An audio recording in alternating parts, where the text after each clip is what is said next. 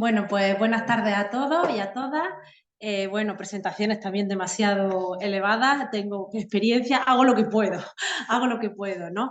Me siento muy agradecida porque el doctor Esteban y la organización contaran con mi presencia aquí, pero me parece un reto, ¿no? Un reto que yo en 8 minutos a un foro tan heterogéneo, pero tan sabio, le intento yo transmitir qué puede hacer un patólogo para el diagnóstico del síndrome de Alport, que ya sabemos que hay que llamarlo como nefropatía del colágeno tipo 4, y qué es eso de la membrana basal glomerular y qué importancia tiene. Entonces, espero que en estos minutitos yo os pueda transmitir dos conceptos básicos y nos llevemos con algo atrás. Bueno, pues efectivamente, aunque la poliquistosis, como hemos estado viendo, es la primera causa de enfermedad renal hereditaria, pues el síndrome del Alport o esta colagenopatía tipo 4 es la segunda, ¿no? Bien, es muy heterogéneo desde el punto de vista genético y desde el punto de vista fenotípico, ¿no? Sabemos que las mutaciones que hay de los genes del colágeno tipo 4 pues son fundamentalmente 3, colágeno 4A3, A4 y A5, ¿no? En general, todo el mundo cuando escucha hablar del síndrome de Alport se acuerda de ese enfermo que suele ser un varón y que tiene esa triada de la sordera neurosensorial, de la afectación ocular y una disfunción renal. Es verdad que el 85% de pacientes va a tener un trastorno ligado al cromosoma X y va a ser el varón. Y gracias a ese fenómeno tan maravilloso en las mujeres del mosaicismo y lionización que nos ha explicado Laura, pues muchas de las mujeres pueden ser portadoras pero no ser sintomáticas, va a depender de ese mosaicismo y de esa lionización, ¿no? En segundo lugar, tenemos una forma de transmisión autosómica recesiva, que es un 10%, ¿vale? Y la autosómica dominante, un 5%. Y estos están incluidos los genes A3 y A4. Vale, entonces, ¿qué es lo que pasa? Bueno, pues al final esa alteración lo que va a producir es una anomalía estructural de esa membrana basal glomerular que vamos a definir, ¿no? Y la membrana basal tiene ese papel fundamental en la filtración glomerular.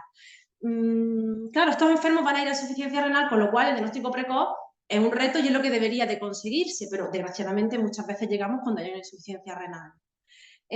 También la dificultad que tiene, que sobre todo en la forma de herencia autosómica recesiva, pues un 40% de casos con esta forma de herencia va a tener anomalías de la membrana basal que simplemente es un adelgazamiento y que no tiene las anomalías características y también puede pasar desapercibido. Sabemos que inicialmente estos enfermos cursan con hematuria, luego proteinuria y luego insuficiencia renal. Entonces, ¿qué papel va a tener la biopsia renal en el diagnóstico de esta enfermedad glomerular, ¿no? Bueno, pues en general, la biopsia renal para todos los procesos glomerulares es crucial. Gracias a la biopsia renal hemos llegado al conocimiento de muchas enfermedades renales. Pero para mí y para cualquier nefropatólogo, esto es un reto, ¿no? Se necesitan años de experiencia para intentar llegar a un diagnóstico. Uno piensa que empieza a ver la luz, yo tengo momentos de luces, otra vez entro en la oscuridad y efectivamente la relación que se tiene que establecer con el personal clínico creo que es fundamental. Eso me hace a mí a llevar a que yo pueda llegar muchas veces a un diagnóstico. En los equipos multidisciplinares, ¿qué es lo que tenemos que hacer en la biopsia renal? Pues tenemos que integrar una serie de parámetros, ¿no? Tenemos que hacer una valoración con microscopía óptica convencional. Veremos que muchos procesos tienen patrones de lesión y el Alport no es uno distinto, ¿no? Como bien explicaba la doctora Doración Martín, en la enfermedad de Alport también producir lesiones de focales segmentarias, ¿no? Tenemos que hacer estudios de medantifluorescencia y de microscopía electrónica y todo ello unificado, en casi un 80% de los casos llegamos a un diagnóstico. Entonces, ¿la biopsia renal es importante para la patología genética glomerular? Pues yo creo que puedo decir a día de hoy que sí. Sí, ¿por qué? Bueno, aquí os presento el glomérulo, ¿vale? El magnífico glomérulo sano, normal, con sus luces capilares y con esta membrana basal glomerular que es la clave en esta nefropatía. Sabemos que distintos genes que pueden afectar a distintas zonas del glomérulo, ya sea el podocito, como nos ha hablado la doctora Doración Martín, esta célula que parece un poco un penitente con una serie de pies que parece como un pulpo, ¿vale? Pues anomalías a nivel del podocito, anomalías a nivel del mesangio, anomalías a nivel de la membrana basal o incluso a nivel vascular, puede llevarnos a lesiones de este tipo, lo que nos han dicho antes. Lesiones cicatriciales, segmentarias y focales, glomerulosclerosis focal y segmentaria. Entonces, cuando un patólogo en un informe habla de que hay un patrón de afectación, de lesión en forma de glomerulosclerosis focal segmentaria, tenemos que recordar que no tiene por qué ser una entidad, que es un patrón de lesión que puede obedecer a múltiples causas. Esta es la membrana basal. La membrana basal es esta línea roja que tenemos aquí, tan importante para la filtración y para el sostén. Fuera tenemos al podocito y dentro el endotelio fenestrado. Pues resulta que en la enfermedad de Alport, en esta nefropatía, esta anomalía se produce principalmente aquí y va a tener unas características estructurales que pueden ser distintivas, ¿vale? Al nivel de ultraestructura, la membrana basal la vemos aquí muy delgadita y bien constituida, la vamos a definir. La lámina basal suele tener tres capas, ¿vale? Tres capas que ultraestructuralmente hablamos de lámina externa, más clarita, una lámina densa, más oscura, más densa, y una lámina interna. El grosor de la membrana basal glomerular normal no es más allá de 350 nanómetros en el adulto y suele ser homogénea. El grosor es siempre el mismo en todos los capilares glomerulares. ¿Qué ocurre en la enfermedad del Alport? Que por la afectación y la mutación del colágeno tipo 4, resulta que el colágeno tipo 4 es el componente fundamental de la membrana basal glomerular, también en la membrana basal de otras estructuras, por eso los enfermos tienen sordera y también tienen afectación ocular, ¿no? ¿Qué se produce? Pues se produce muchas veces engrosamientos irregulares, ¿vale? Pierde densidad la membrana basal glomerular, es capaz de tener como multilaminaciones. Algunos describen estas estructuras puntiformes, que algunos hablan como de migas de pan. En otras zonas puede haber entrantes y salientes como un festoneado de la membrana basal glomerular. Ya os digo, pérdida de la densidad, se hacen más lúcidas y a veces adelgazamientos como único hallazgo, ¿no? Entonces, bueno, ante esto, ¿cómo podemos contribuir nosotros al diagnóstico de la enfermedad de Alport? Pues yo creo que es importante que también nos podemos ayudar de otras técnicas un poco menos sofisticadas, ¿no?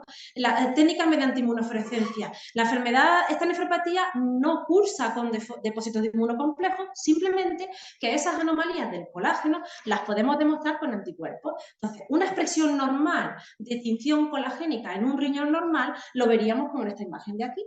Todas las membranas basales glomerulares expresan señal fluorescente verde en una membrana basal que no tiene mutación del colágeno. Cuando vemos pérdida de señal, podemos decir que este enfermo podría ser una enfermedad de Alport, ¿no? Pero a veces es difícil de interpretar, porque dependiendo de la mutación, pues a veces las pérdidas de señal, esto es otra técnica, ya no inmunofluorescencia por inmunistoquímica, pueden ser segmentarias, vemos este glomérulo, en una mujer con un síndrome de Alport ligado al X, pues la pérdida de expresión de colágeno tipo 4 era solo segmentaria.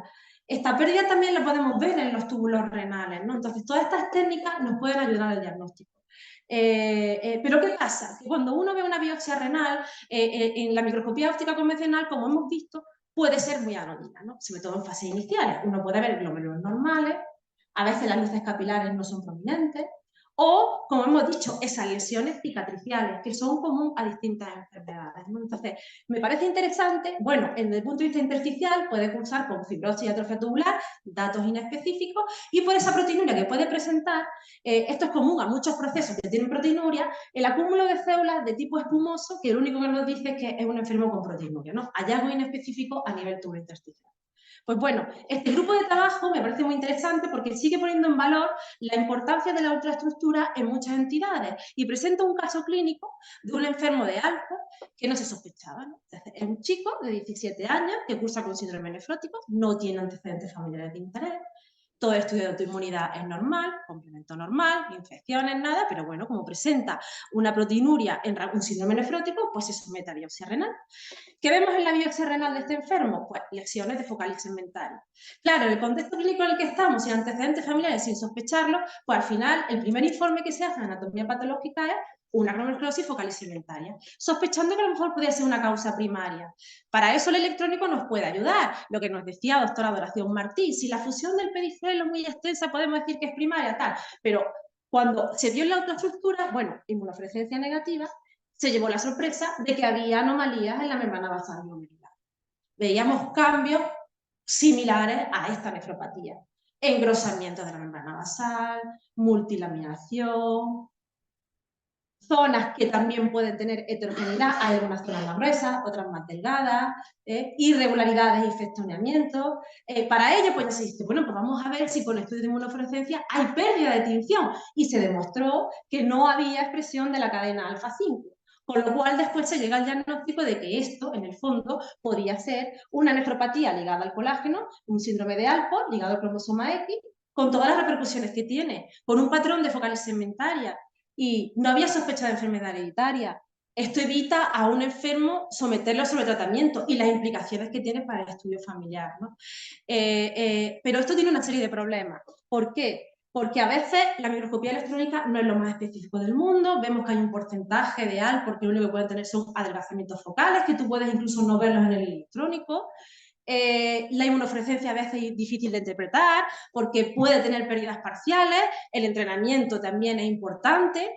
La microscopía electrónica no es un estudio convencional que tengamos los servicios de anatomía patológica, cada vez cuesta más trabajo encontrar centros de referencia que puedan hacer estudios de otra estructura, ¿vale? Y la multilaminación, aunque nos parezca muy específica, hay algunas entidades que como fenómeno reparativo pues lo puede tener y lo puedes confundir, ¿no? Entonces, ¿la genética tiene algo que decir? Pues claro que tiene algo que decir, ¿no? Aunque la biopsia renal sigue siendo el gol estándar para el diagnóstico de las enfermedades, sí que es verdad que vemos sobre todo en esos adultos que tienen alteración no en la ligada al X, pasan más desapercibidos, ¿no? Entonces, bueno, este grupo de trabajo plantea a un subgrupo de enfermos filtrarlo, aquellos enfermos que tienen edad adulta, con una biopsia renal no concluyente, que no demuestran la causa primaria de lesión renal, que a lo mejor serían candidatos de hacerle estudio genético. Y en estos casos, la mutación más frecuente encontrada es una cologenopatía, ¿no? Hasta en un 20% de casos encontraron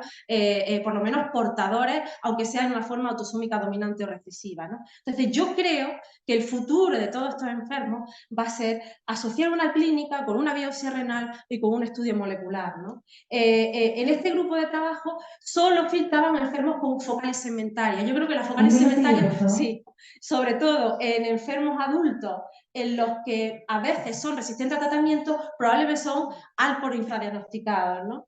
Es poco probable que las pruebas genéticas vayan a sustituir la biopsia renal, pero yo creo que debe ser un complemento más, ¿no? La biopsia renal siempre hay que hacerla, aunque el gol estándar es el estudio genético, la biopsia renal va a validar lo que diga el estudio genético y es necesaria, ¿no? Entonces yo creo que se puede plantear hacer estudios genéticos en estos enfermos con focales segmentarias resistentes al tratamiento, ¿no? Mensajes que llevarnos a casa. ¿Importancia de la biopsia renal en la patología glomerular hereditaria? Sí. ¿Vale? ¿Utilidad del microscopio electrónico? Sí, pero es de difícil acceso, ¿no? Entonces, la interpretación también puede ser difícil. En aquellos enfermos seleccionados y con buena correlación clínico-patológica, un estudio genético. Y la multidisciplinaridad. Yo he de decir que a día de hoy, como nefropatóloga, yo no sería nada sin un buen clínico y un buen nefrólogo, ¿no? Que podamos juntos llegar a un diagnóstico final. Y esto es todo.